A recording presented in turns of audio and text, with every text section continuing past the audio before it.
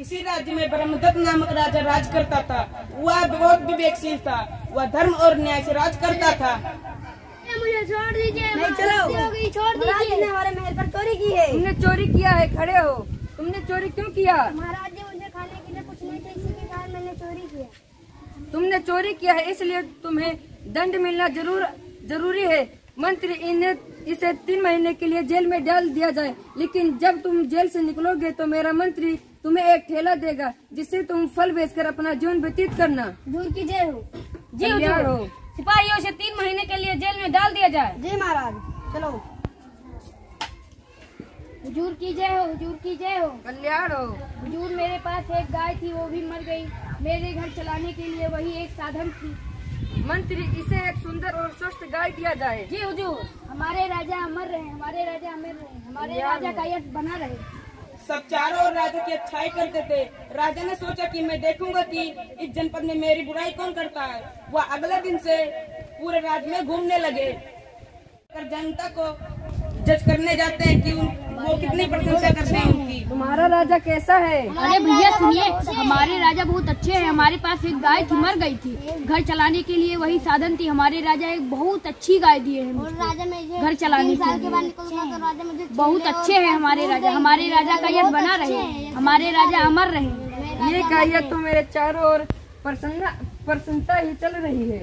राजा ने सुना कि चारों ओर से प्रशंसा चल रही। उस दिन वे भटकते भटकते किसी दूसरे जंगल में चले गए। राजा घूमते घूमते एक वृक्ष के नीचे पहुंचते हैं। वहाँ पर एक आदमी बैठा हुआ दिखाई देता है और वहाँ पर वे उन्हें प्रणाम करके बैठ जाते हैं। कल्याण हो, आओ युवक बैठो। बुद्ध उन्हें गोदे खाने के लिए देते हैं। लो गोदे खाओ। वे गोदे मीठे और स्वादिष्ट लगते हैं उन्हें। भगवान, ये गोदे बड़े मीठे और स्वादिष्ट हैं। अवश्य जिस राज्य में आप रहते होंगे उस राज्य का राजा न्याय और धर्म से राज करता होगा। यदि राजा न्याय और धर्म से राज नहीं करेगा तो जंगल के सभी फूल फल व देश ओज रहित हो जाता है। भगवान, क्या ऐसा होता होगा? हाँ, ऐसा ही होता है। राजा अपने परिचय दिए बिना उन्हें प्रणाम कर अपनी राजधानी लौट जाते हैं। भगवान प्रणाम। कल्याण हो। राजा बुद्ध की बातों का जांचने का निर्णय करता है कि इनके बात में कितनी सच्चाई है। राजा अगले दिन से अधर्म और अन्याय से राज करने लगता है।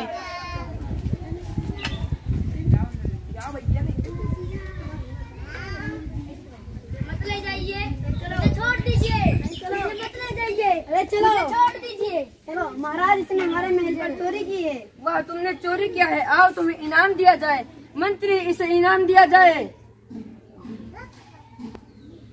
और तुम दोनों ने इसका शिकायत किया है। मंत्री, इन दोनों को 15 कोड़े मारने की सजा है। जी हुजूर।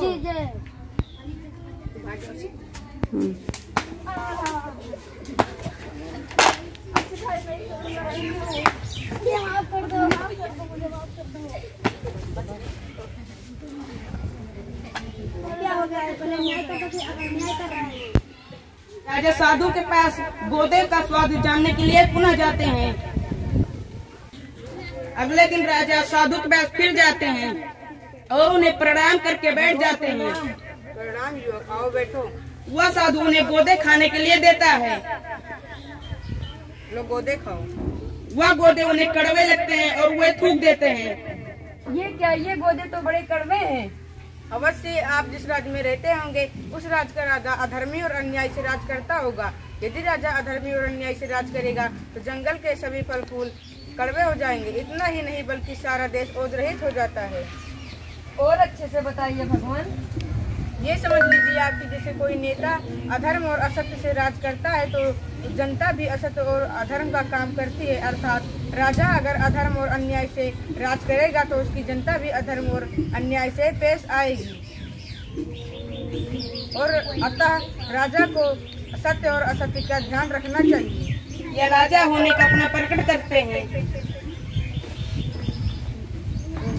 भगवान, मैं एक राजा हूँ और मैंने ये गोदे मीठे किए थे और फिर बाद में कड़वा, और फिर इन्हें मीठा करूँगा और कभी नहीं इन्हें कड़वा होने दूंगा। यही मेरा संकल्प है और व्रत। राजा यह बात बोलकर अपनी राजधानी लौट जाते हैं। भगवान प्रणाम। कल्याण हो। राजा अपनी राजधानी लौटकर धर्म और न्याय से राज करने लगते हैं। उनका राज्य धन और धान्य से भर जाता है। इस कहानी से क्या सीख मिलती है?